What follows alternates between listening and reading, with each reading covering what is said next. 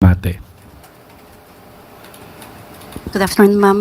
Ma'am, next week po, December na, ilang tulog na lang, sabi nga nila ay Pasko na.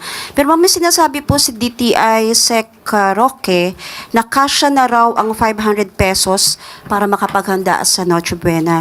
At ang sabi po niya, and I quote, kung tutuusin, 500, makakabili na kayo ng ham. Makakagawa ka ng macaroni salad. Makakagawa ka rin ng spaghetti.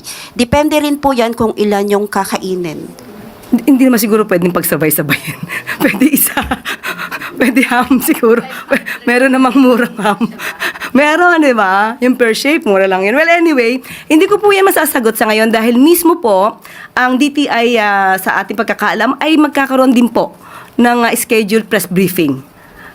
Ngayon, kung hindi ako nagkakamali, 1 o'clock. So, doon mas maganda po na mas maliwanag po niya kung ano po at paano niya makukompute yung pagbibili ng ham sa halagang 500 pesos. Baka dalawa nga po mabili sa ganun.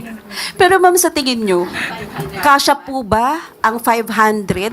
Personal ko, kung magkukompute ako, kung bibili ako ng 1 kilo na ham na mumurahin, hindi yung may brand, pwede. Ham lang. Wala po si spaghetti. Depende kasi. Depende yan eh. Kung anong bibilin mo. Ano ba ang balak mo? Kasi di ba may nabibili naman na nakapack na yung pang chop suey. Mura lang yun. Tapos bumili ka ng bihon, toyo. Pero ma'am, tama po ba na dapat pagkasyahin yung 500, lalo na po ngayon na nakaranas po ang bansa ng kalamidad? Ulit-ulit, kung dapat pagkasyahin. Pagkasyahin yung 500 na pang Noche Buena, lalo na nakaranas sa mga... At ito ba yung kwentuhan na lang tayo? Depende. Kasi kung yun lang naman ang kaya ko. Okay, ma'am. At kaya ko namang tumingin sa mga may discount.